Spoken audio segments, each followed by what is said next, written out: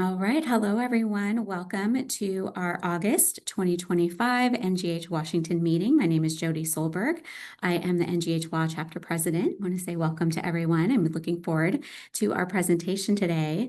And first, I want to just let you know a little bit about us, about our chapter.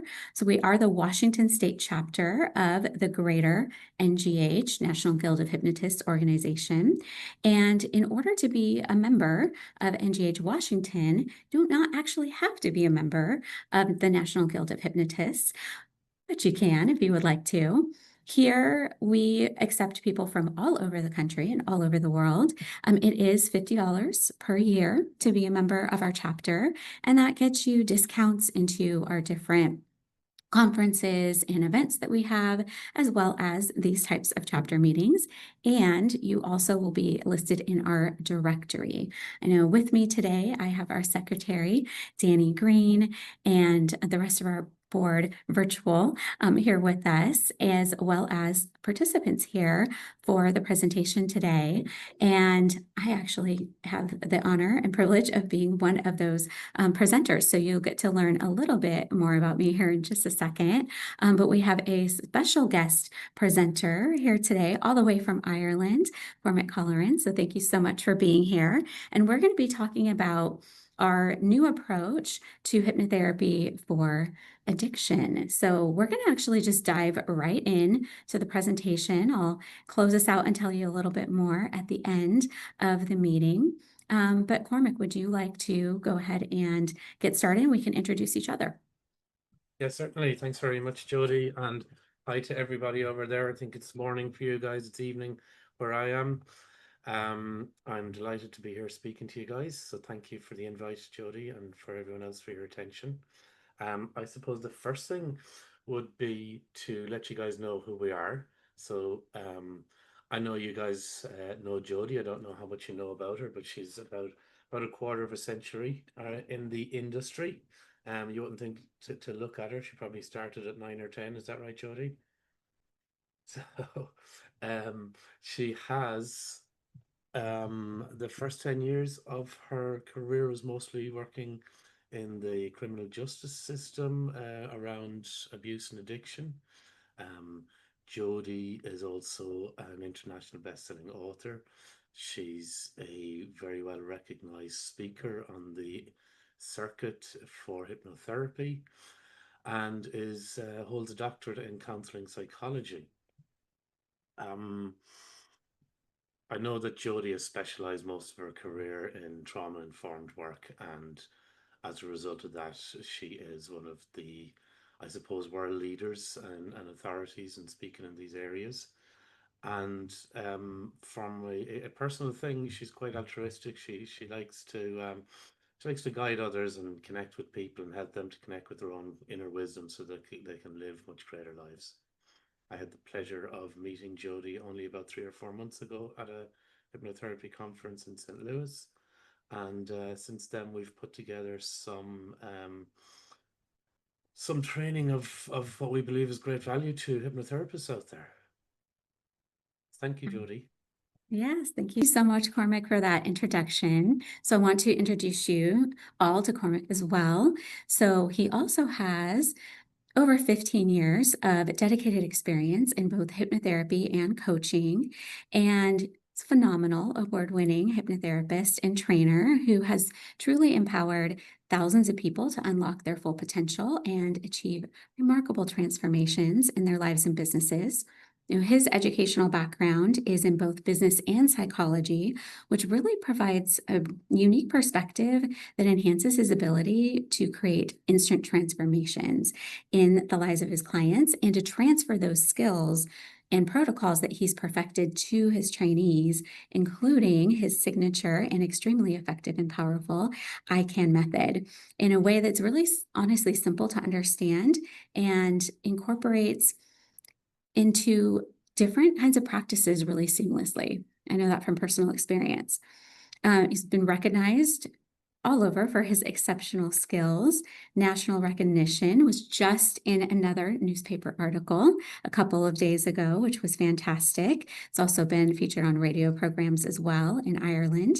And one of the things that impressed me the most when we met and were speaking together and forming our partnership is his unique ability to really blend his expertise with that business acumen to really help to market and to be more visible in business, but also combining that with that genuine care that he truly has, not just for clients, but for everyone that he works with. And in his training programs, like his cocaine addiction hypnotherapy program and our trauma and addiction program that you're going to hear more about later, he's always received really rave reviews for those. And part of that is because of how much he truly cares. And so, in adding my expertise in trauma to his expertise in addiction and my background in addiction as well, as you heard, our partnership really has evolved to where it is today. And so, really excited to share that unique perspective of that combination of solution focused techniques that he has perfected with those trauma-informed techniques that I use every day in my practice, to be able to share more about why working with addiction is so impactful, so important, and also a really untapped market. So, Cormac, do you want to talk a little bit about who the people are that we work with and maybe bust some of those myths out there? Okay, so thank you very much, Jodie. So over the next hour or so, what I wanted to talk to you about is we're going to talk about addiction. We're going to talk about the potential clients that you'll be working with. We're going to talk about why they want hypnotherapy as opposed to other options for them. Um, we will bust a few myths, as you say there, Jody. I also want to give you guys something of value that you can take back to your practice like straight away. Things that will like enhance your practice straight away. Things that will help you to get more clients and to get greater results with those clients. So, always my job in something like this is deciding what things to leave out because there's so much there that we can give you. So, um, the first thing I'd like you to do, so when we consider an addict, maybe a drug addict of some sort, I do a lot of work with cocaine addiction, but equally work with many other addictions. So what I'd like you to do is just close your eyes for a moment and just conjure up in your mind the image of an addict. Get a sense of what they look like, get a sense of their age, get a sense of their clothes, get a sense of where they live, get a sense of what they're doing. And for many people, that picture is quite inaccurate. For many people, they're picturing someone that's on the streets. So if you open your eyes again, I don't know exactly who you pictured in your mind, but I want to tell you who an addict is in terms of you running a private hypnotherapy practice, who you're most likely to be working with. And most of the addicts that seek help from private hypnotherapists are not a down and out person on the street. They are working in important jobs. They are well-to-do people. I know certainly here in Ireland, and I know in most of the Western world, that there are people that are like in professional jobs. There are people that got stuck with a certain drug addict, and so sometimes it's cocaine or ketamine or fentanyl. A lot of time it's opioids. A lot of time it can even be prescription opioids. They got stuck with an addiction. And what I've noticed is there are people that they're normal people. They've got good jobs, they're good standing in their communities. They've got this shame of this addiction. And their addictions can be, first of all, costing them a lot of money, costing them a lot of shame, can break relationships. So they feel like they're in this kind of desperate situation where their lives can, you know, begin to shred and can sometimes fall apart unless they get some help really quickly. Now, so if someone is a drug addict, um, they've got different options, right, for who they can go to for help. So there are things like going to a rehabilitation center. Sometimes that can be 30 days, sometimes it can be 3 months or 6 months. It's a long, long time for someone to take out of their life. A lot of the people, the addicts that I work with and Jodie works with, they're business people. They might be running their own business. Or they could be accountants or lawyers. They don't want to take that time out of their lives, nor do they want other people to know that they're an addict. They don't necessarily like the idea of going to a counselor talking about their addiction. That might give them some sense of knowledge about it, but it doesn't necessarily change it. They don't necessarily want to go to public meetings like AAs or Narcotics Anonymous because, again, they don't necessarily trust it. They don't want people in their area knowing that they have that addiction. I did speak to someone who told me that something they said in an NA meeting, that someone heard it back that was outside of that meeting. So, when people hear this, they don't like that idea. So for us as hypnotherapists to present them with a solution, it can be very, very attractive to them. And it's quite rewarding work to work with addiction. Also, just being pragmatic from a business point of view, if you're all hypnotherapists, you want to practice, you want to have a thriving business that you can earn a good living from a business point of view, working in the space of addiction is quite wise. Think about this. Like a lot of the people I work with, they could be spending, some of them spend up to $1,000 a week on their habit. So they're spending all of this money on their habit. Sometimes it's maybe $500 a week on their habit. We're spending all of this money on the problem. They're willing to spend money on the solution. So just kind of keep that one in mind. Doesn't tend to be people haggling with you over price when you're going to help them out of an addiction that's really beginning to control their lives. So, um, so there's certainly a gap in the market from addicts to therapists that can help, and they have actually got good skills and a good framework that they can have confidence in themselves to help. And so we know that with modern society, addiction is growing and growing, whether it's drug addiction, phone addiction, gambling addiction, alcohol, I mean, many, many things. And when someone eventually sees it as a problem and they want to get a solution, when we're there to be able to present a solution, um, people quite like the idea that you can come to hypnosis for like 3 sessions or 5 sessions, and we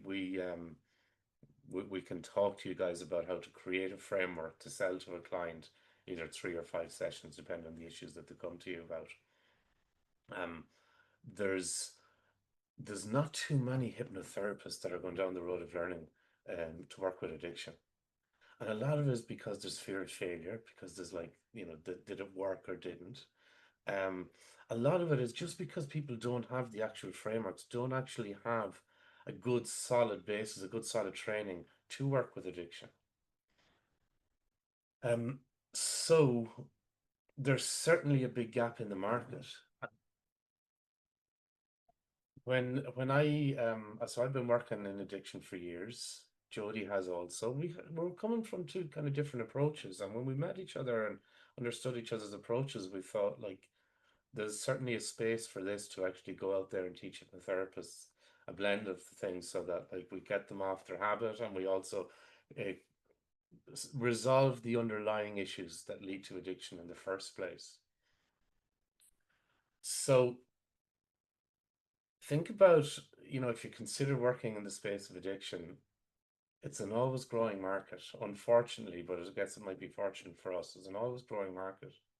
People are willing to pay for a solution if they're already paying so much for the problem. Um, there's not too many hypnotherapists working in there, so there's a big gap in the market for us. And also, I mean, why do it now? Why get in early? you can become the go-to person in your area. Once you have like good skills and you have good confidence in those skills, you start getting a few good stories, a few good case studies, and word gets out. You can become that person in your area that people go to. One other little thing that I would like to say, certain types of drugs, whether it's opioids or cocaine or fentanyl, lots of them have an appeal to the press. So if you're working in that area and you're helping people and you can put a little press release to your local papers, a lot of them like to pick up on these things, which instantly then boost your profile, makes things like advertising less. You don't have to spend as much on it. People hear about you and they want to come to you. So rather than you going out trying to bring people in, they hear about you and they're coming to you.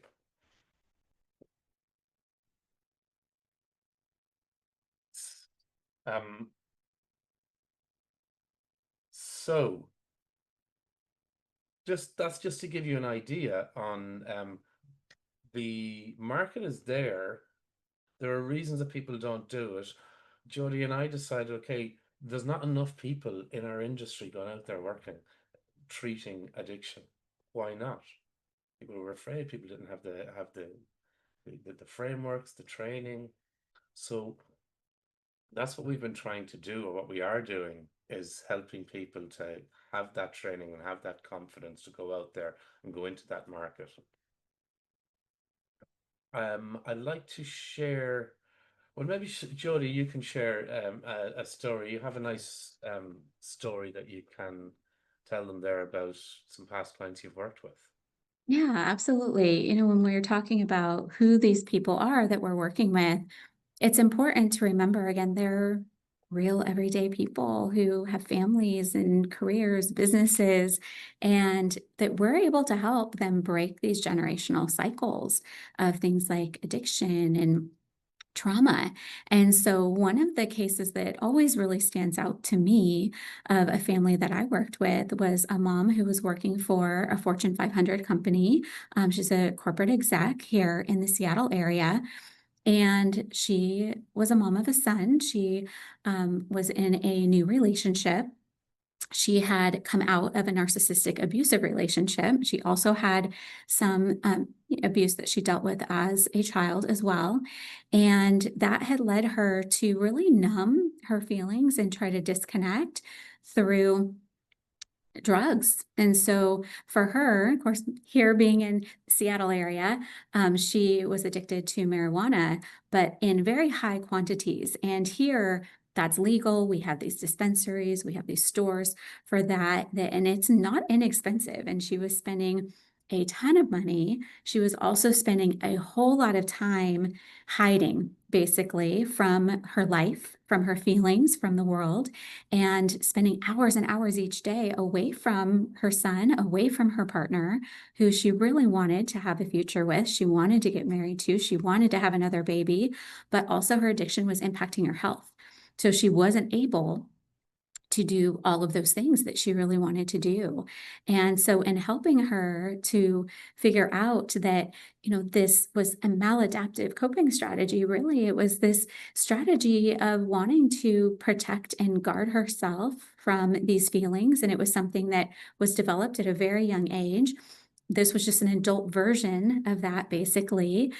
She was able to have that awareness. She was able to find that healing and able to move forward with her life. And with this, beautiful vision that she had created for what she wanted, she wasn't feeling like she was stuck anymore in this cycle and in this pattern, that she could break free from that she could release that trauma, that she could release that addiction. And I'm very happy to say that she has a great relationship with her son. She is moving forward with getting married and having a new baby with her partner. And it's all because we were able to help her. There's so many things that she had tried before and failed. And most of the time that happens. People don't realize the work that we can do. And so they've tried everything and anything else and spent thousands and thousands of dollars and thousands sometimes of hours trying to make these changes to just find themselves back in the same habit or pattern, or transferring the habit, because there's, often, like with her, clients that may have a drug addiction, they also may have things like a sugar addiction or another kind of addiction as well, because they're transferring that. They're just trying to self-soothe and comfort. And we're going to talk more about that.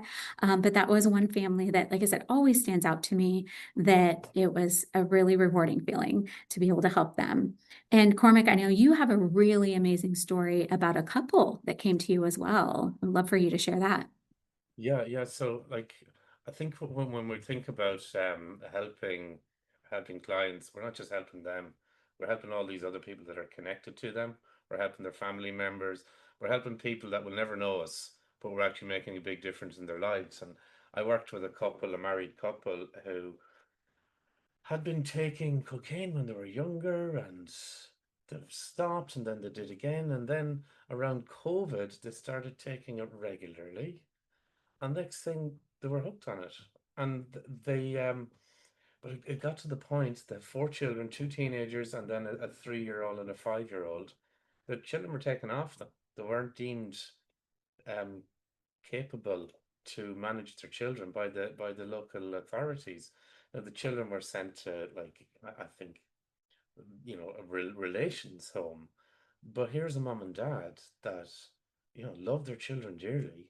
There's two teenagers, there's two really small children that really need to be close. I mean, all children need to be close to their parents. Um, but the parents weren't actually able to overcome the addiction. See how strong it is. Like, the most important thing, their children, and they weren't able to overcome the addiction. They tried so many different things. Um, I worked with them, and what sometimes we forget in the industry we're in is that because we can help go to that subconscious, that level of subconscious, it's so powerful. It is so powerful. The kind of tools that we have compared to those other options available, the kind of tools we have are fantastic. It's like difference between, like, trying to punch a hole in the wall with your fist or taking a sledgehammer to it. Like, we've got so much more power in our ability to tap into their unconscious, into their power base. So people, um, when we do that, people will have tried many things, and they'll come to us, and they might be very hesitant. They might be wondering, they're hoping something will happen. Because we can tap into that subconscious, that's one of the parts. But then understanding what we need to do there, understanding what's underlying the behavior, what's actually that pattern underneath that manifests itself in the addictive behavior. When we can get a good sense of that and kind of wipe that out at the roots, then we can help the person to really move on. And so this couple, they sent me a thank you card sometime afterwards, that they were eventually able to get their children back and have a family again. So it's really powerful work that we do, and the kind of influence that we can have on lives of people out there, people we may never even meet. It's phenomenal. Um, and I always think, if I've got a Ferrari car in my garage, I should go out and drive it. If you've got some really powerful tools and powerful skills, you got to be using them. You got to be using them for the greater good for people out there. I love that story. Thank you so much for sharing. The beginning of my career was actually working with families just like that. When I first got started, which, like Cormac said, was 26 years ago, a really long time ago, in the mental and behavioral health field, I was working with families, with parents who were trying to get custody or keep custody of their children because of those exact types of issues. And then I did spend, years later, a decade working with people who were dealing with drug and alcohol convictions. So, it really does tear families apart. And so it's really incredible. I love that, what you said about, if we have these powerful tools, why not utilize them? And why not help more people realize that we can do exactly that? And like you said, Cormac, earlier, hypnotherapists sometimes will get intimidated and think that this is something that's too big or too challenging for them to work with. But it's really not the case when you have the training and you understand how that process works. Then it really becomes possible to make change in your own practice and to be really successful in that, helping other people be successful in their lives. And so, one of the things that I would love for you to share is about phone process and that pre-talk. Like, how do we actually communicate to people that we can help them with these types of issues? So, for most of us, the first point of contact, maybe after someone leaves an inquiry on our website or something, but when we get to have a phone call with them, that's where the hypnosis starts on the phone. And it's really, really important that we have a few little techniques that help us to ensure they become a client, because I think we all need to take on a responsibility that if someone is talking to you, inquiring about changing their lives for the better, and you have the tools to help them, I think now it becomes incumbent upon you to learn how to have that person go from curious to a paying client. And I think, sometimes people think that they don't like selling. We're not selling, we're offering a solution. And if the person wants the solution, then they can have it. And so there's think about the journey they've come on before they're talking to you. So they've had an addiction for months or potentially years. They've denied that it was a problem for months or years. They've eventually realized it was a problem. Then they had to decide, okay, can I do something about the problem? Then they decided, maybe they've tried things before coming to you, or maybe you're their first port of call.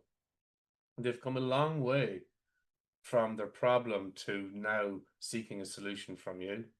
So a lot of the change process they've already come through. We need now to help them from there and guide them through the rest of it. And so I wanted to give you guys a tip. So first of all is the mindset. You're not selling them something. You're providing a solution that's really important for them. And if those clients, I mean, for example, sometimes people might tell you they can't afford it, but really what we know is they can't afford not to. That's the big thing. And we need to help them to realize that. So I decided to give a little tip in terms of when we're talking. So this is something I use. Because we're hypnotherapists, we understand like conversational language and embedded commands. And so if I'm talking to somebody and maybe they want to quit smoking, for example, I want to give them a few embedded commands to help them across the line to booking so that we can help them solve the problem. And one of them that I use is, I would say, if I'm talking to Jodie and she's wondering about quit smoking, I would say, those that quit with me, Jodie, feel like they were never a smoker in the first place. And the reason that those that quit with me, Jodie, stay off them for good is because they're not getting any types of withdrawal symptoms or cravings. So what I've done there is I've said, quit with me, Jodie, quit with me, Jodie, but I've embedded it in a sentence. And like I say, hypnosis starts in the phone. We got to set an expectation. We got to set an expectation with the client that we can help them. We're not giving them guarantees. We can't do that. But we can give them an expectation so that it's already started, so that they're looking forward to getting rid of the problem. We need to have that. And that little embedded command, start using it. Use it 3 times to 4 times on your discovery call. Those that quit with me, Jodie, quit with me, Jodie, quit with me, Jodie. Start using that, embed it, and you will you're going to be increasing that conversion rates. That's just one of many different kind of tips that we have for the phone process. But I thought it was, in the time allowed, I thought it was going to be a really good one for you guys. It's simple that you can use, and it's not difficult to learn, of course. Yeah, that's always helpful to have something really simple that makes a big impact in your results. Absolutely. So let's talk a little bit about what our philosophy is on the habit, the addiction itself. And one of the things that I know we talk about all the time is that we reframe for the client that they're not bad, or that their habit wasn't always a negative intention. That it was actually a coping strategy with a more positive intention to begin with, like I mentioned with the family that I was just talking about, with that woman that I worked with. For her, there was this positive intention of trying to protect and helping her survive and get through all of those traumatic experiences that she went through. And so, to me, that's a reframe that every practitioner should have in their toolbox, because think about that habit, that addiction your client is struggling with. If we tell them that that wasn't actually initially the problem, that was the solution to whatever that problem was. And that can really make a huge difference for them, because then they're not looking at themselves again as bad or as bad people that have this habit, because often in society that's what messages they're receiving all the time, and it's not just their identity and not changeable, because often it's all about this person's an addict, they're always going to be an addict, there's this addiction. And so, Cormac, I know one of the things that you do is you talk to them a lot about it being a habit often versus an addiction. So I'll have you talk about that in a second.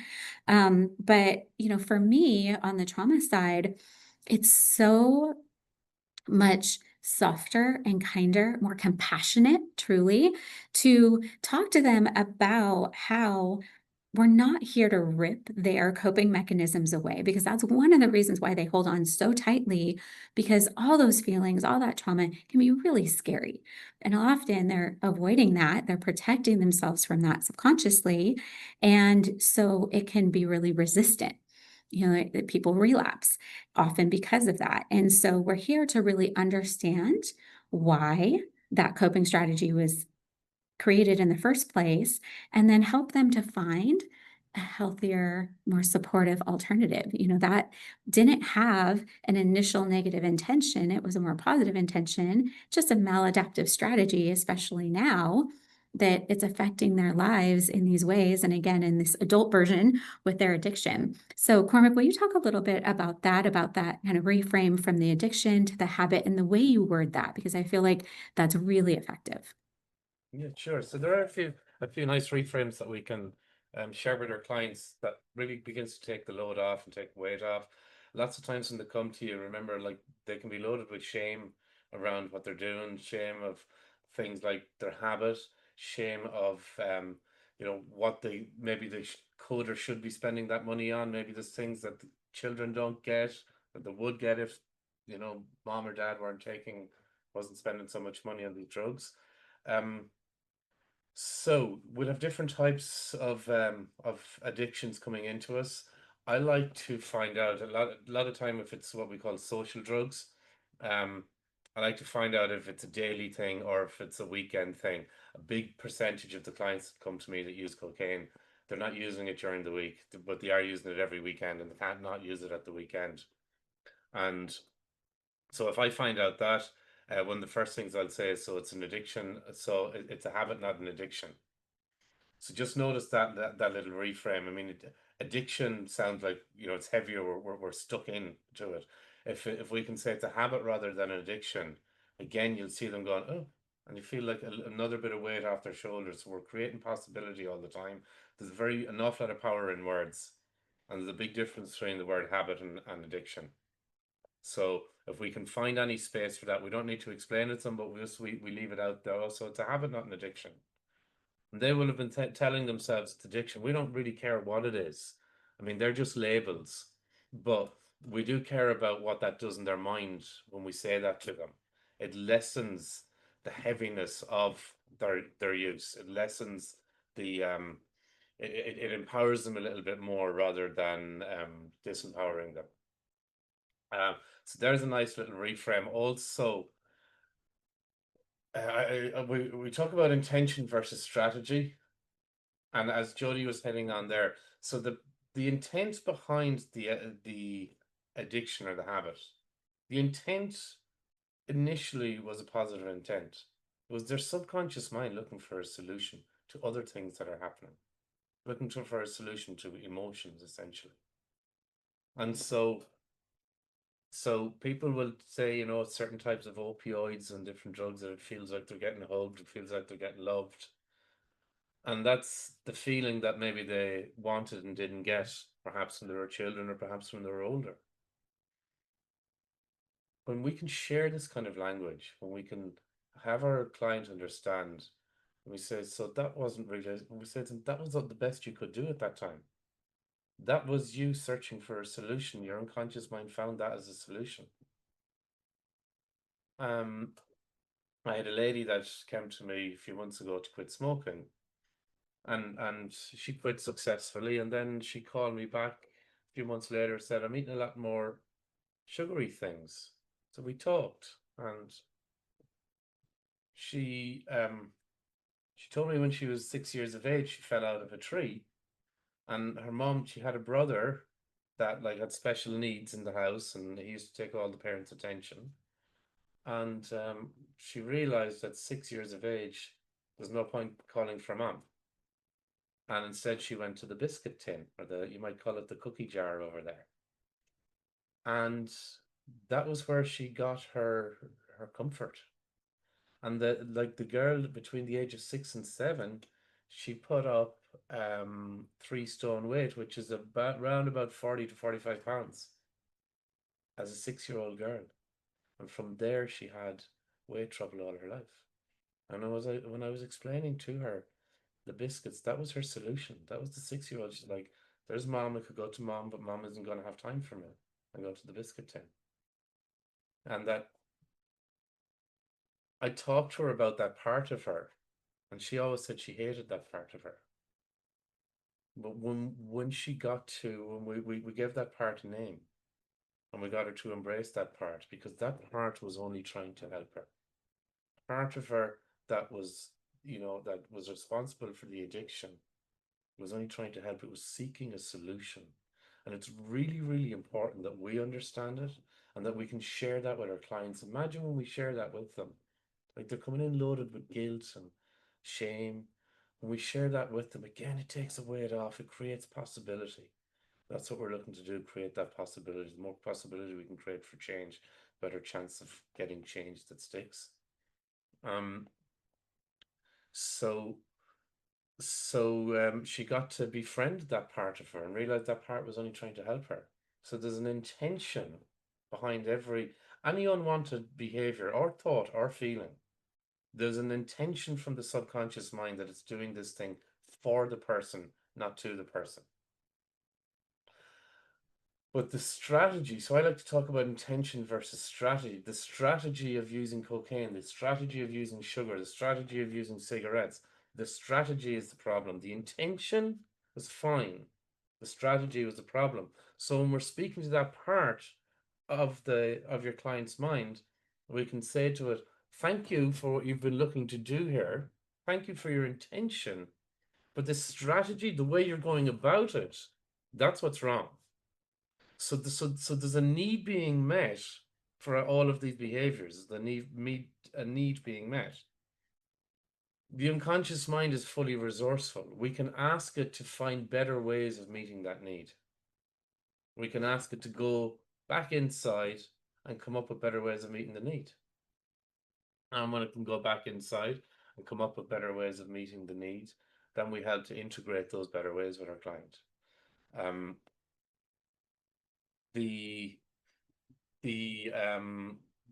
sure some of you have heard of Dr. Gabor Mate, and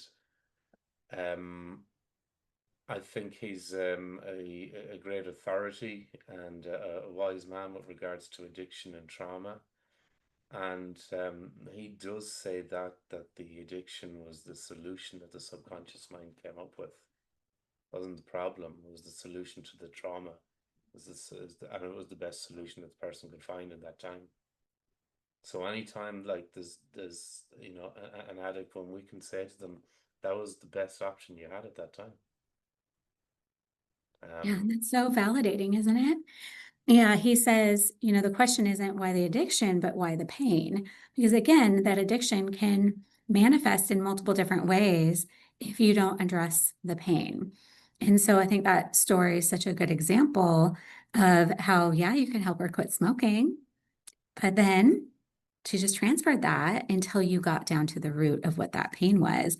And by validating that part, that coping strategy, again, that she was thinking that it was her against herself versus her subconscious trying to cope and trying to have that positive intention. Oftentimes that's what people think, is that they're, fighting against themselves instead of realizing that, they were searching for regulation, connection, escape, comfort, things of that nature. And so when a client does come in feeling shame around their addiction or feeling like they're their own worst enemy, and talk to them about what purpose did that serve for them at the time.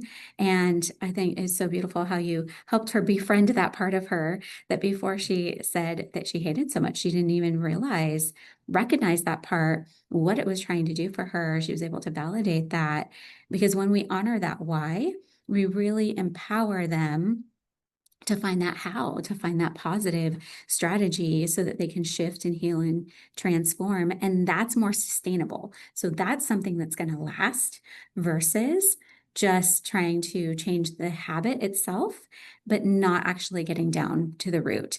And the story that you just told, part of that has to do with parts and really helping them, like you said, to be able to address those parts of themselves, find those healthier strategies, and then integrate that. So you want to talk a little bit about, we can talk about parts and we can talk about helping them find the alternative, like what's going to be the thing instead, because again, we don't want to just take away a coping strategy and leave them with nothing. We want to make sure that they have the healthier solution or alternative. Yeah, and so think about this when your client, you start talking to the client about the parts of them. We don't have to explain there's different parts to you, but what they may have never considered, they may have just thought, I'm bad. I do these things, therefore I'm bad. And they'll have low opinions and low self-esteem. And that also depletes their energy and prevents them from getting out of a big problem. So when we start talking to them about certain parts, so it's just that part of you that's responsible for cocaine, that part of you that's responsible for smoking or whatever the issue is. When we can use our body language to talk about that part, so we dissociate the part of them. So it's not you, it's this part. And that's the part we're going to ask that part to meet its needs in a different way. Um, some of you have maybe studied parts therapy in the past. I know lots of the different trainings I've done in the past were fairly limited. What I like to do, and what Jodie and I like to do, is do a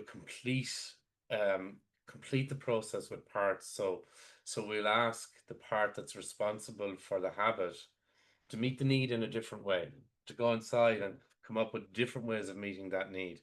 And it can brainstorm and it can explore and discover different ways. And then we'll ask the unconscious mind to choose like one or two of those alternatives it came up with. And crucially then to lock it in, to like incorporate it into the body, to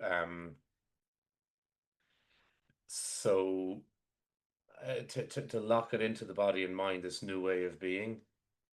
And there are lots of nice ways that we can do that, and there are ways that I like to do it and I train people to do it that has a convincer, can have a convincer like a hand lock or something else there as well. So when a person is there and their hands are stuck together and they're in trance and they're told that this new way of being is integrating itself, and that it's will continue to integrate while the hands are locked.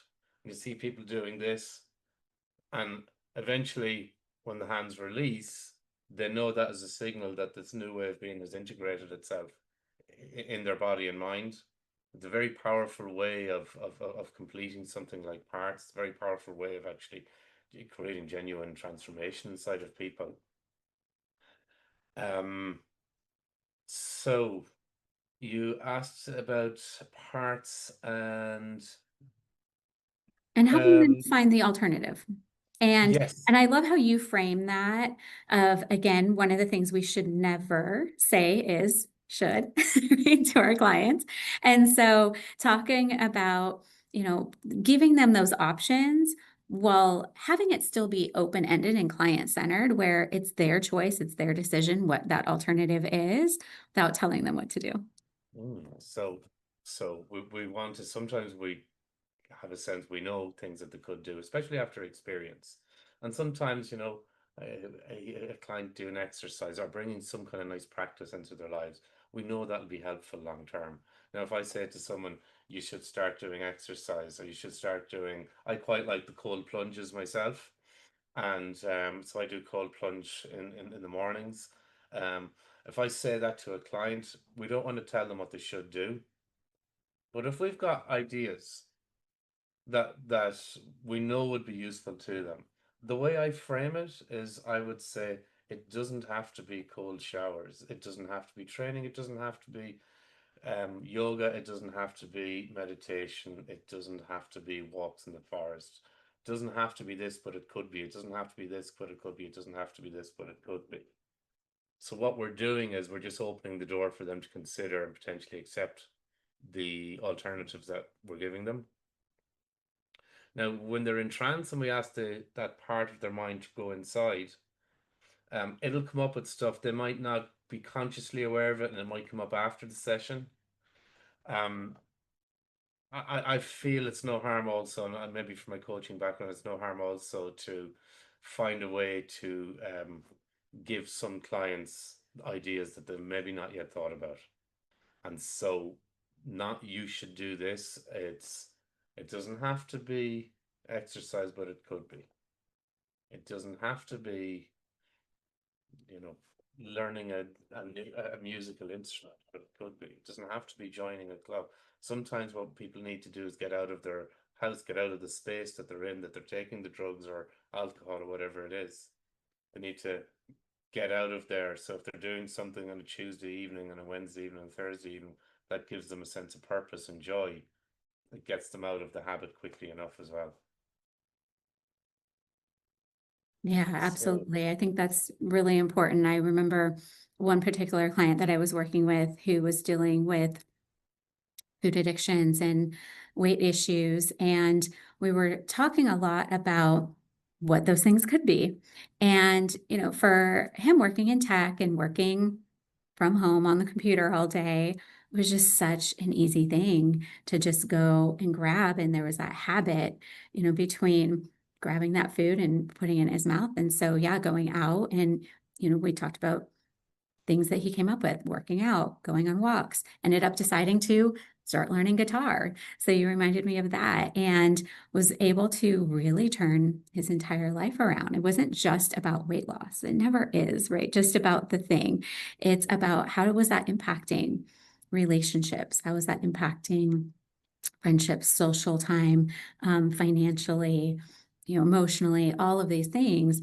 And so when we can help them with what they could do, I have a technique where I have my clients subconscious generate answers and generate ideas around that. But like you said, often they expand on that then after the session as well, and figure out what's going to work the best for each person. It's going to be something a little bit different.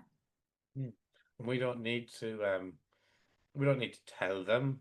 That's a nice way of delivering some ideas, and they don't need to come up with them either when they're in your clinic. What we're really doing is opening the door for the exploration of things. And I generally say to my clients, enjoy discovering what it is you're going to be doing different. And Exactly. Yeah, that's a great way to put it. Absolutely. One of the things that I talk a lot about with my clients is helping them to regulate. And with the trauma side, I teach a lot about their nervous system regulation and what's going on when they have these urges. What's triggering them to go into that habit? And often things are moving so quickly in their system that they're not even realizing that they're doing it.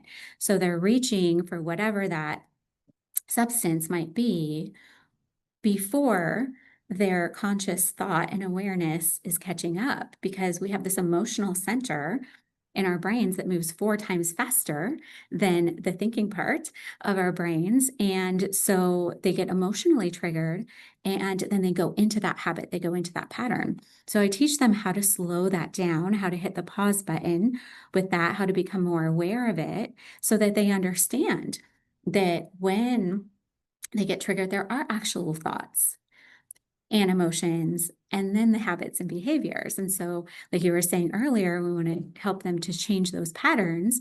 It is around thoughts and feelings and behaviors, because all of those things are happening in succession. Just sometimes it's so quick that they're not realizing that. And so I talk to them a lot about how to tell when they're regulated, when they're not, when they're feeling more triggered, and things that they can do, those alternatives, those coping strategies to shift how they're feeling. When I talk about this, I talk a lot about being the thermostat.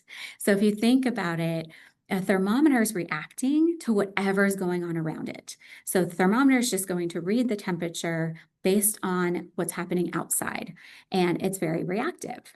And that's how most people are going through their lives, especially when they're dealing with things like addiction. Now, with the thermostat, we set the temperature. We say this is what our comfortable zone is of what temperature works for us. And that's feeling good. It's feeling like I've got this, I can handle this, it's all figure outable.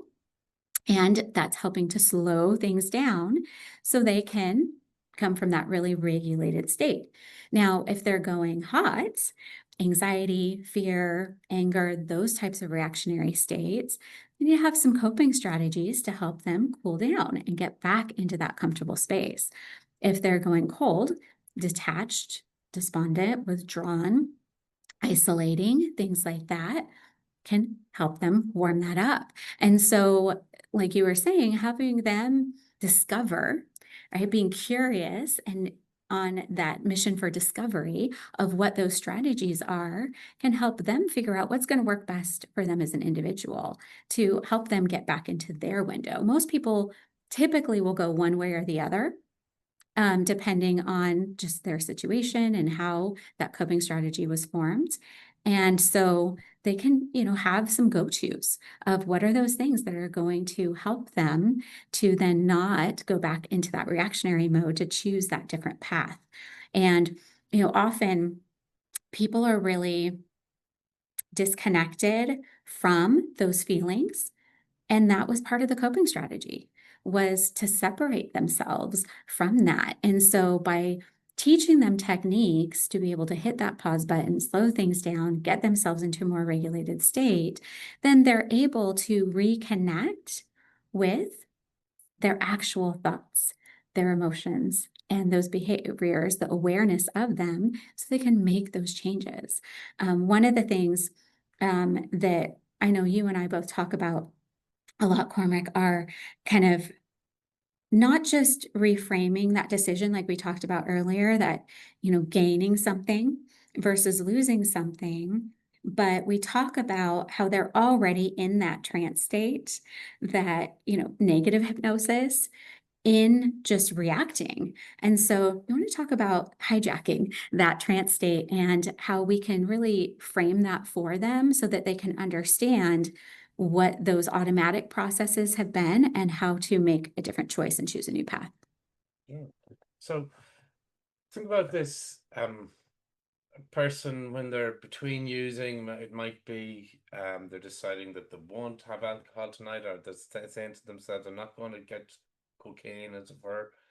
And in their heads then, so the thought comes into their mind, and it starts there's a pattern that the sense says, no, won't, no, won't, no, won't, I shouldn't, okay, maybe I will, and then they go and they purchase the drug and they use the drug. And there's a pattern behind that. That in itself is like a form of hypnosis. So they're having this kind of argument in their own mind. So their logical brain is saying don't do it, but their emotional body and brain is going to do it. And so it's like, you know, I can say it's almost like you were hypnotized many years ago to do that. That every time the weekend comes along or the nighttime comes along, that you do that. So it's easy to bring them into that place in their mind and say, go to that place and just before you're about to do the unwanted behavior. Now, guys, you can use this for, like, if you're working with someone with food behaviors, go to that point just before you take the cookies out of the jar. Go to that point just before you pick up that candy in the shop. Go to that point just before you use that cocaine. Go to that point just before you place the bet at the bookies. And what we're looking to do is, if we can bring them there, that pattern that they've gone all the time, and to just before they do the offending behavior, and pause time, and in their imagination help them float out of themselves and look back, that we can help them through a different perspective to gain new insights and understandings and learnings. We can help them and suggest to them that in that moment, the big picture becomes clear, what it is they really want, the reason that they're there in your clinic. What do I really want? I want to move on in my life. I want to get rid of this habit. So imagine bring them to that space, pausing, step outside of your body, look back and learn. See things that you've not seen before. That's always a nice suggestion to a client in trance. See what you've not yet seen. So they're going to get these insights and understandings. And then I have them float back into the body and do something different. So imagine you do that like 3 or 4 times in a hypnotic session. You're completely changing where their mindset is coming from. So they've been in the same place all the time. That pattern kept winning. The trigger was the thought of the behavior, and the response was the behavior. So the trigger response. If we can change perspective, if we can give new learnings, new understandings, have them go into that situation, pause, step out of it, see what you really want, step back in and do the right behavior. And we can do that over and back, over and back, over and back. It begins to it's almost like it scrambles the old behavior in their mind. And we can even suggest maybe some boredom around the old behavior. That watch now, you look at yourself in control in that same old way. It's a very powerful and really simple tool for helping people overcome addiction. And that's, I suppose, what I like is using simple, easy to use tools that are powerful, because it's easy for us as a therapist to explain. It's easy for a client to imagine and go there with, and it's very, very powerful. And there's a few little things, there's a few really nice techniques that that we have here, that being one of them, that, you know, don't let its simplicity fool you in terms of its power. Even though it's simple, it's very powerful. Your clients will never had that experience before. 90% of them, or 99, I'm sure. So it's all about, like, you know, when we have an opinion, perhaps, then we're given a different perspective, that opinion can change, can't it? So we can look at a situation from here, or we can come off over here and look at it from there, or look at it from over here, and it looks different from each space that you look at it. And really, that's what we're looking to do, to help the old pattern become unfamiliar and a new pattern become familiar.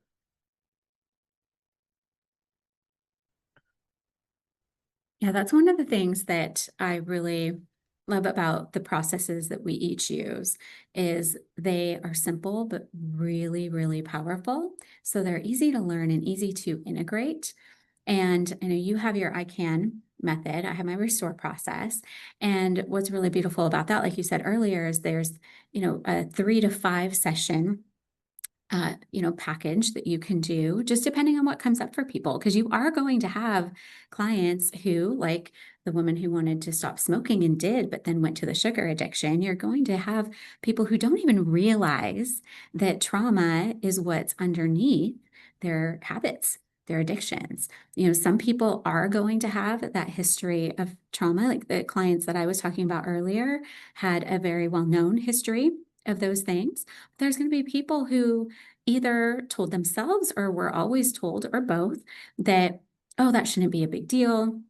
You just have to get over it. It wasn't that bad, because they think of trauma as this big word where there's a few things that are in a category. And if those didn't apply to them, then that was just part of life, or they were told to, stop crying and move on. And so I think it's really important that people don't realize that kids internalize these things, and then they turn into these adult habits and coping strategies and addictions as they get older. And so what we have put together is a plan where you can utilize all of those very effective solution-focused techniques for addiction, but then also be able to address those root causes of the things below the surface, and that you can do them separately or weave them together.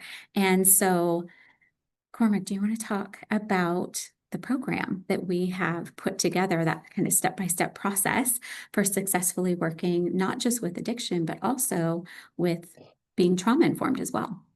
Absolutely, I'd be happy to. And so what I'd like to talk to you guys about then is a little bit about the Jodie and I, as you know by now, have created a training program.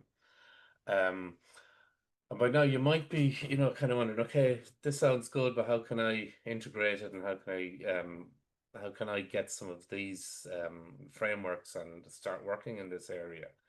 And so that's why we created a program to address all of these things. So I've had years working very successfully in the addiction area, and my whole thing was solution focused processes. So I'm not going back into, I wasn't going into the why it all happened and all of that. I was just saying, okay, where's the person right now? Where do they need to be? And what's the quickest way of getting them there? So we can do some very powerful techniques at the unconscious level to free them from their addiction, so that habit and that addiction, that behavior is gone. Since I started working with Jodie,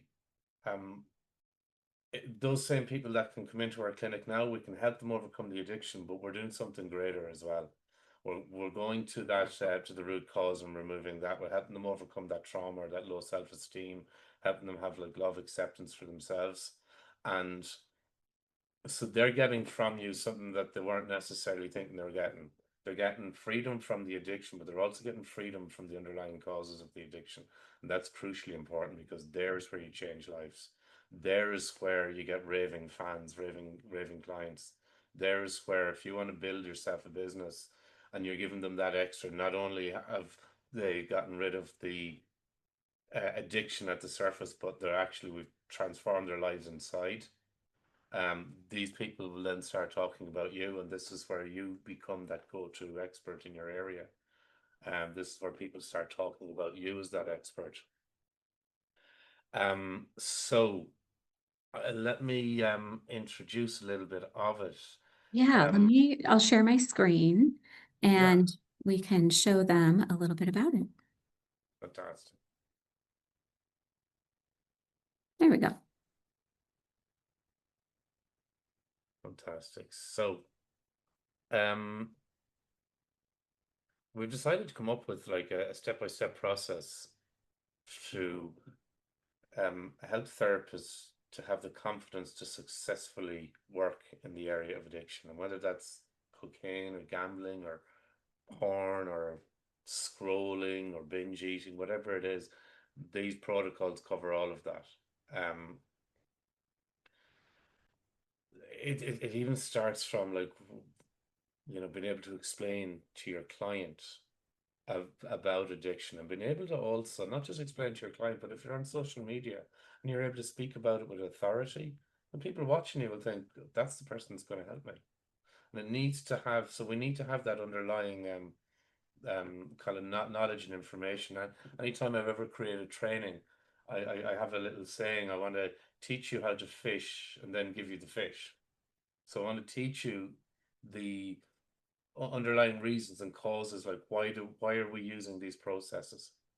What's important about these? And then teach you how to use these processes in a simple way. So it's all kind of broken down step by step. We're looking to, like, my philosophy anytime I've created training has been that whoever does that training will be trained enough to actually put them into my clinic under my name to work with my clients. That's what I want to do. I want to give you all of the tools and techniques that I use, and we simplify them down so they just become very easy to replicate, and you can have great confidence in them very quickly. So, you know, when we've talked to therapists that have been afraid of going into the addiction space, it's because they've not had a solid framework. They've not had a a strategy that they can kind of plug and play, that they can say, okay, when my client comes in, I ask them these kind of questions, and I use this technique, this technique, this technique, this technique, and I use these over the space of 3 sessions or 5 sessions with them. If you have that framework and you have that confidence in using it, then there's really no reason not to be able to work with these clients and get fantastic results with them. So, am I going to talk a little bit about the actual program? Would you like me to do that, Jodie? Yeah, we can absolutely do Okay. that. I know we've told them a little bit about that 3 to 5 session structure that we have put together, and that they're really going to have that confidence to position themselves. But let's talk about each day and kind of what that entails. We can absolutely do that. Absolutely. We can really start with the fact that, you know, we are going to be holding this fall. So this is going to be in October. We're going to be doing a 4-day training. So it's going to be October 21st to the 24th. We're offering it online as well as in the Chicago area, because we're going to be offering it post-conference for the Mid-America Hypnosis Conference. And so you have a choice if you would like to be online or you would like to be in person. And Cormac, do you want to go over kind of what we're going to be doing on that first day? Yeah, certainly. So, like I said, when I was talking about even the pre-talk, I think in order to equip people like hypnotherapists like yourself, to equip you with being able to give you skills to work with hypnotherapists or to work with addicts, um, I don't think it's enough to just give you the skills to work with them. I think giving you the skills to actually convince them that you're the person to work with is important as well. Because if you've got all these skills and you can't communicate that you have them, you can't make your client comfortable that are confident in you, then it's not much use to you. So right from the first day, we talk to you about how to speak to how to speak to your client, how to speak to them in a way that helps them become your client first. So from an inquiry to a paid client. And there's a few simple strategies there, guys, that most people just don't know. There's some clever psychology, a few simple steps. We follow these simple steps, um, and use the skills that we have. What we're creating is a confidence in that person towards you. And if they feel that confidence that you understand them, then they'll become your client because they do want their problem fixed. So Tony Robbins talks about influence, and if in the person's head that you're speaking to, if in their head they're thinking, so what? Well, then you've lost them, you don't have influence. But if in their head they're thinking, that's me, well, now you've got influence, you've got strong influence. Because they're thinking, oh, you understand me, you get me. So it's important for us to be able to understand the language, how we speak to a person with an addiction. And a lot of it is just simply thinking about, well, how does this impact? How might it impact on their family life? How might it impact beyond what they just tell you? And so if you're able to speaking that way, and they're thinking, yeah, that's me, that's me.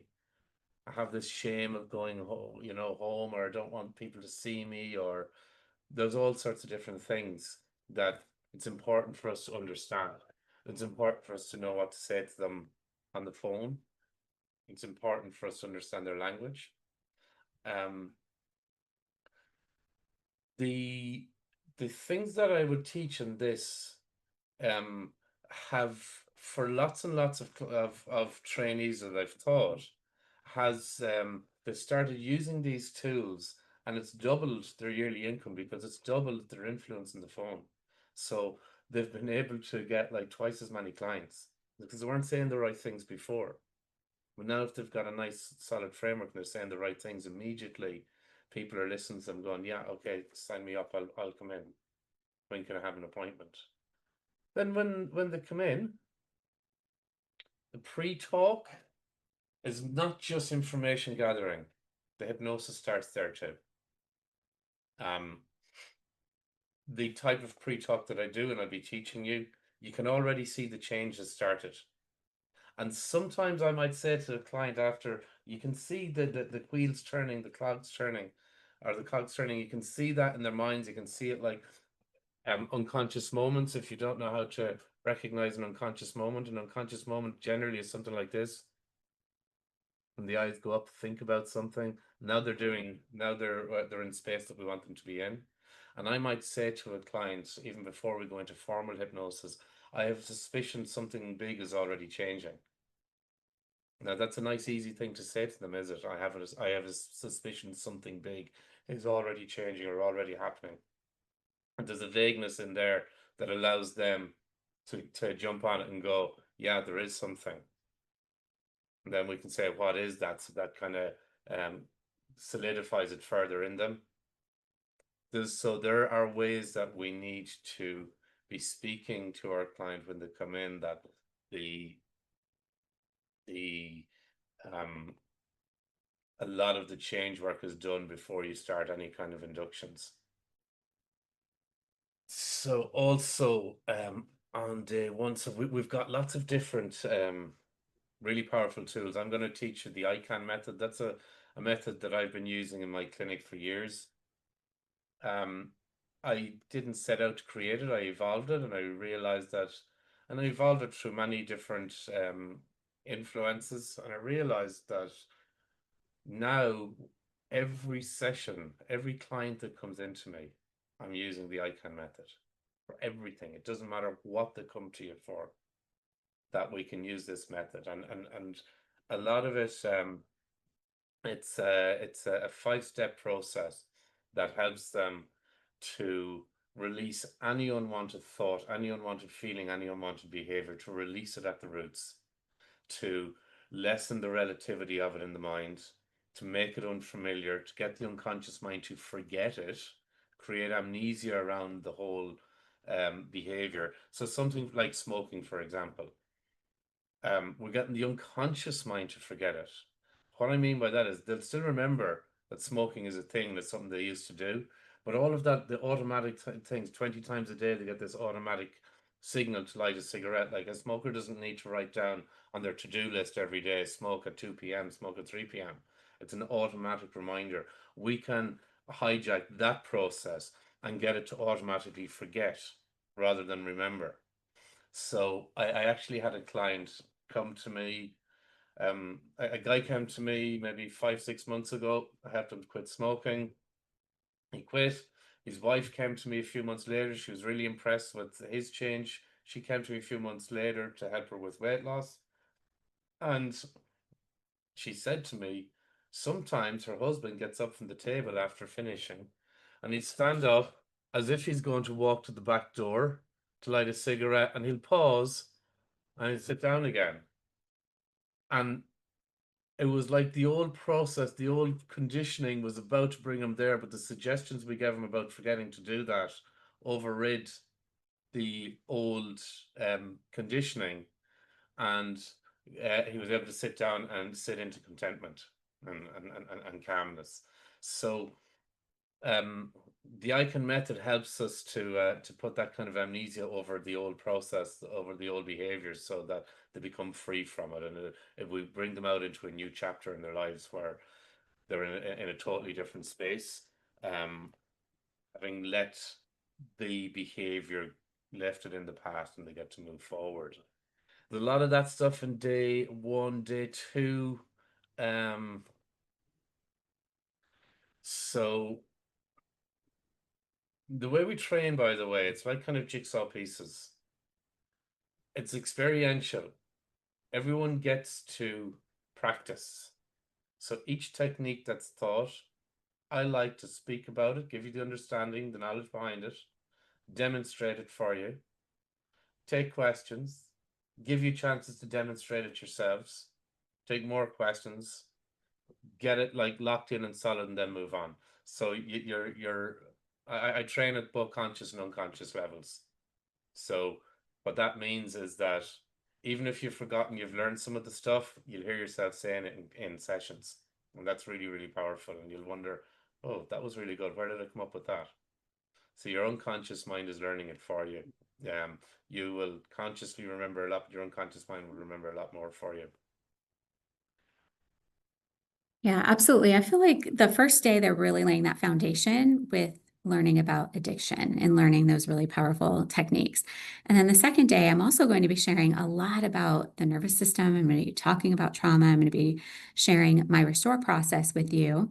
And we're going to learn how to weave those things together so that it is more natural. So we can be really client-centered.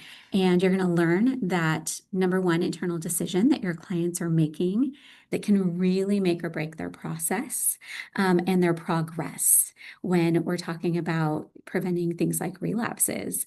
And we're going to teach you, like we talked about a few minutes ago, how to hijack their problem, that trance state, that addiction state, and transform it, and helping them find that strength in their own solution, and give you some really powerful strategies to dissolve that emotional root of addiction so that your clients don't end up stuck in these cycles of shame and relapse, or transforming that habit into something else, some other kind of substance. So we're going to tell you the theory, but also really how to take action on that.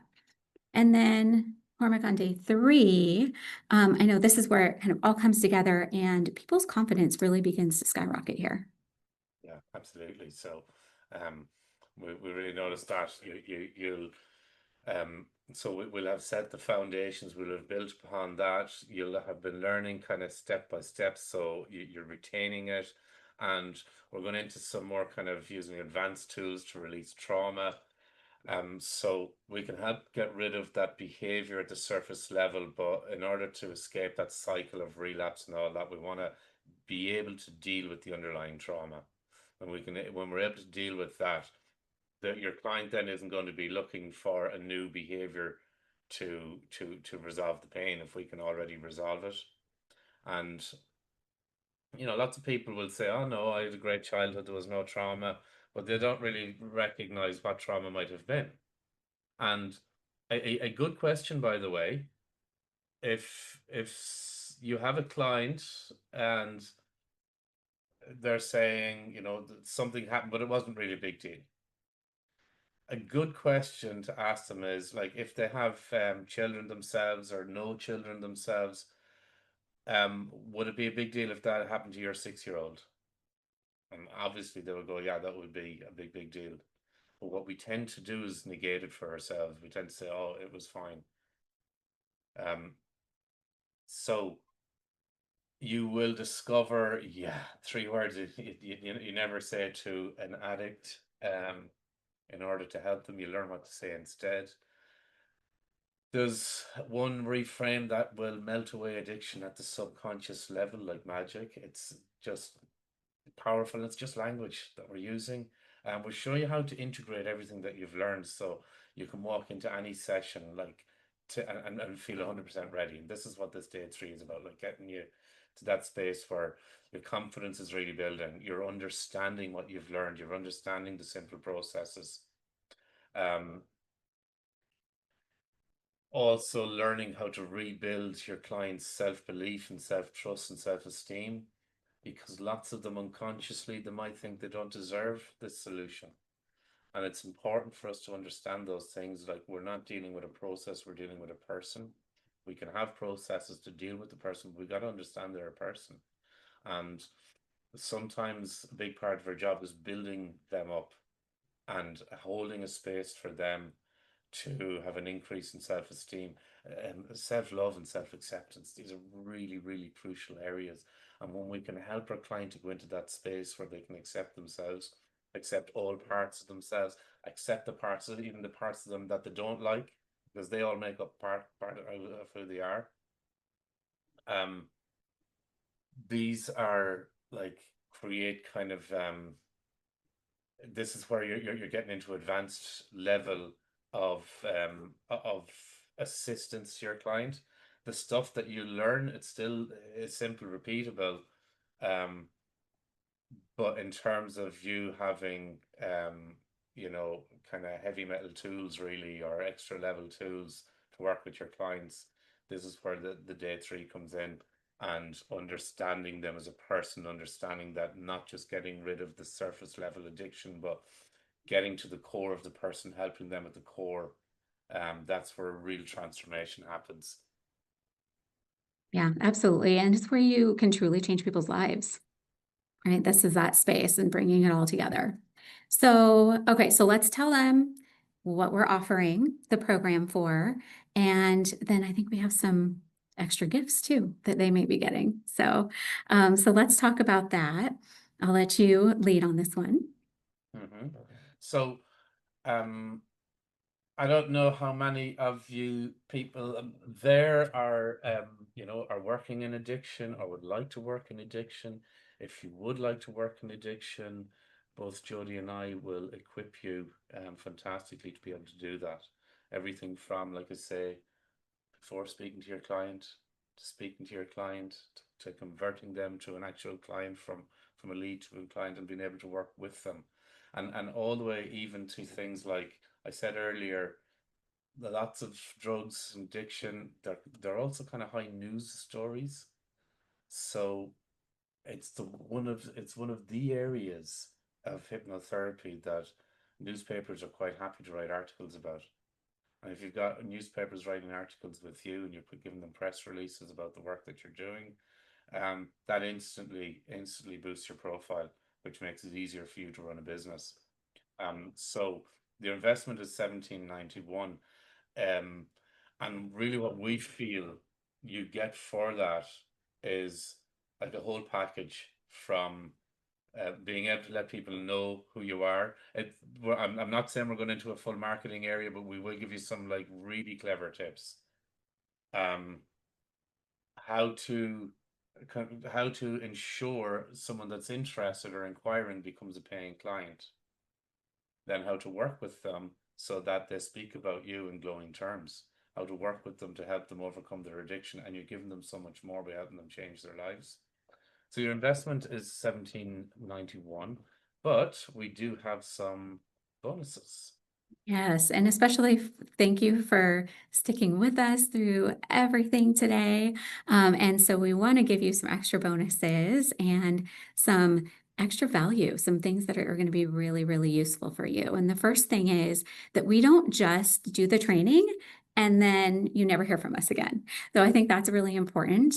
We are offering 60 days of post-training mentorship calls, which is really valuable because again, you're not just going to get us for that training period, but then as you're going out and you're implementing these things in your practice, you're going to be able to come back, you're going to be able to ask questions, we're going to be able to review things, and you're going to get that extra mentorship. So I think that is really key.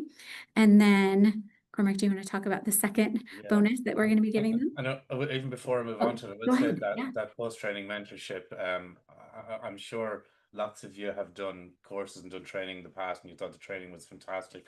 But you get back to your clinic and you look to put it into practice, and it's and you've lost a few key parts, or you're getting part of it, or you've got all these questions because now you're out using it. Now is when the questions come up.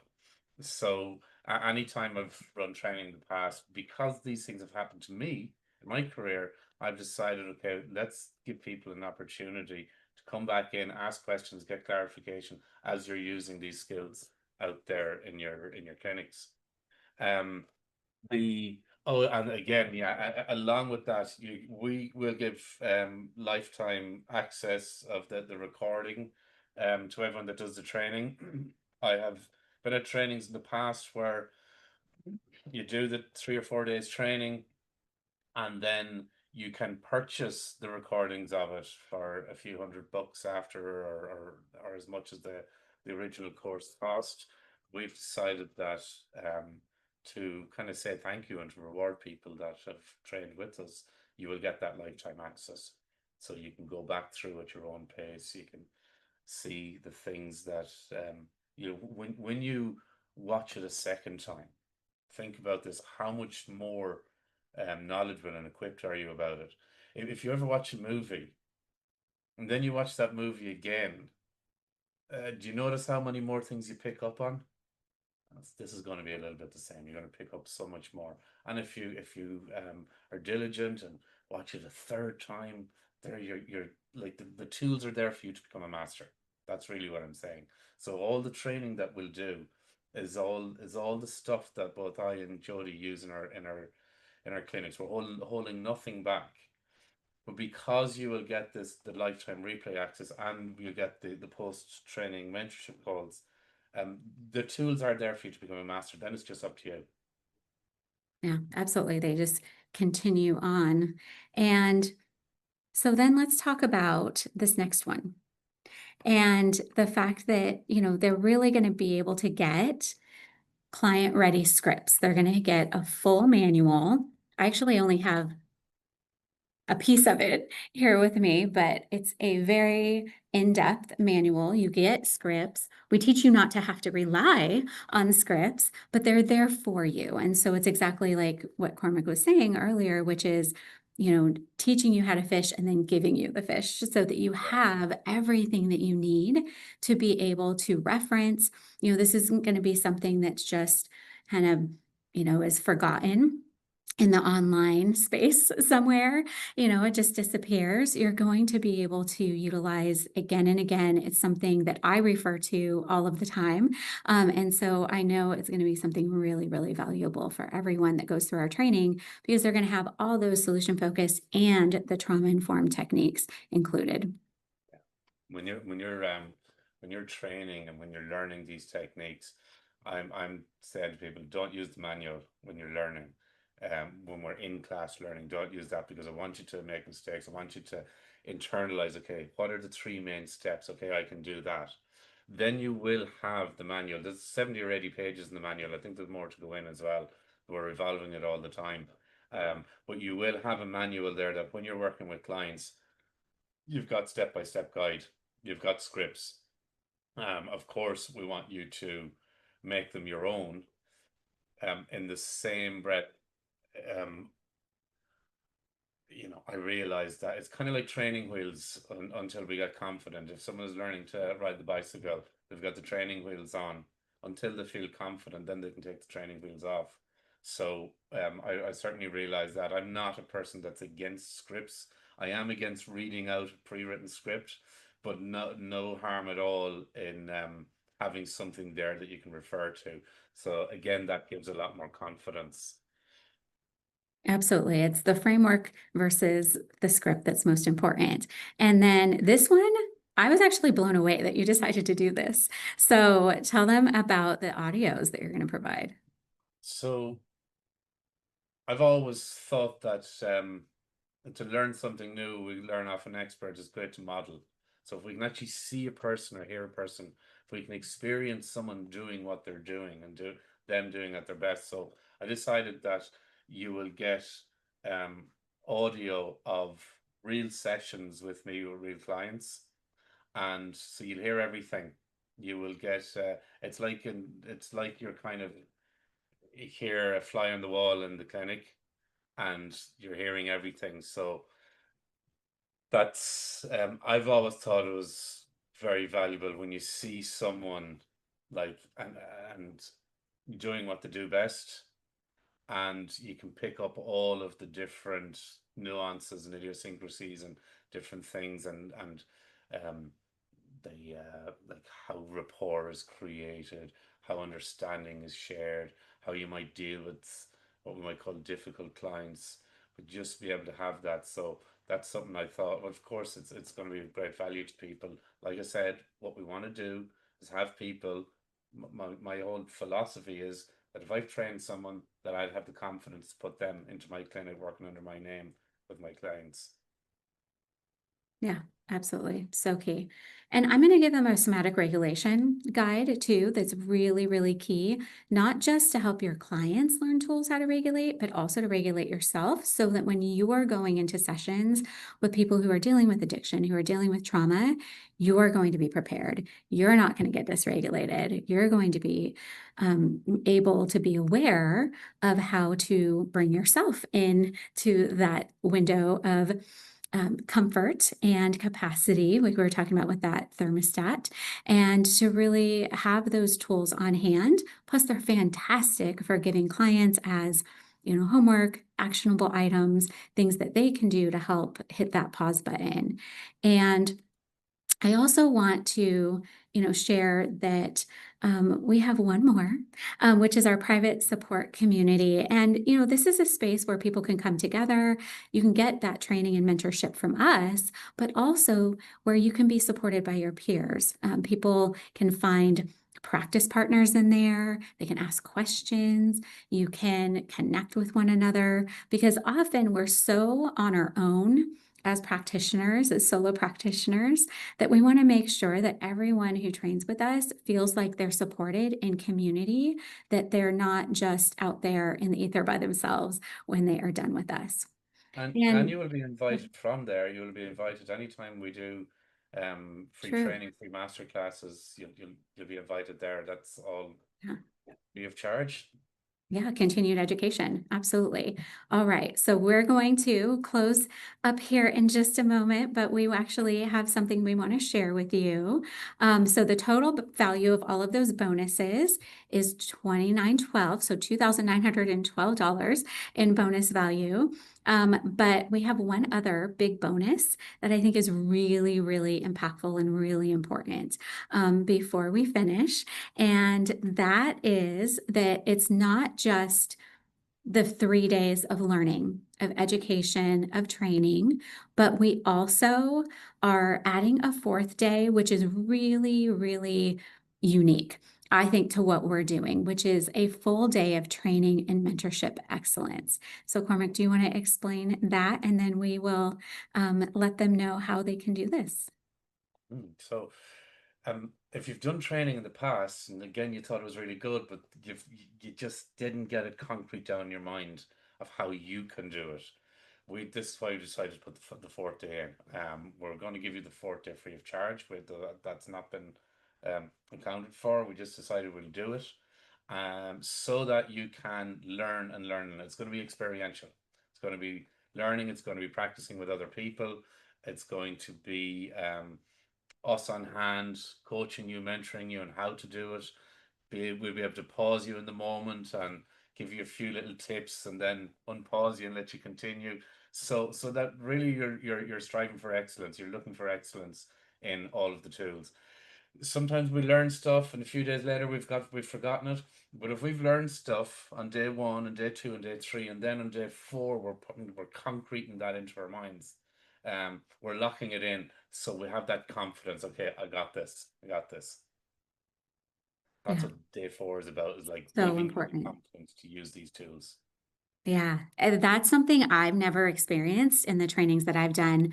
It's always kind of rushed, and maybe you have some practice, maybe you're just kind of thrown out there to figure it out on your own. So I love that, this is something we decided to prioritize with our trainees, is making sure that they felt really supported. They had that mentorship in addition to the training, and they were able to feel really confident going out and helping people in this work. And so with all of that, it actually brings the bonus value up to $3,509. But at your investment, think about that. If your investment is $1,791, but the total value is $5,300, Yeah, it's we decided we'd put a really an lot incredible into value. it to Yeah, make it we wanted to just make it really appealing to people, because there is this space. There's lots of people out there with addictions that not getting the help that they need, and we kind of have a mission to like help people get that help, and that means empowering people like you to be able to help them. So that's why we just said we'd load up the bonuses on this one. absolutely. And so, yeah, with that total value of 5,300 and that investment of $1,791, we actually decided, because we were doing the presentation today, we wanted to give everyone a special price for today, because by now you're probably trying to figure out, like, how can I do this? So we're going to tell you, and we're going to tell you how much it's going to be. And so, Cormac, do you want to tell them why we decided to kind of bring that investment down? Yeah, well, one of the things is, like I just mentioned, we want to make it accessible to people. By the way, that investment, you can actually pay it off over 3 installments as well.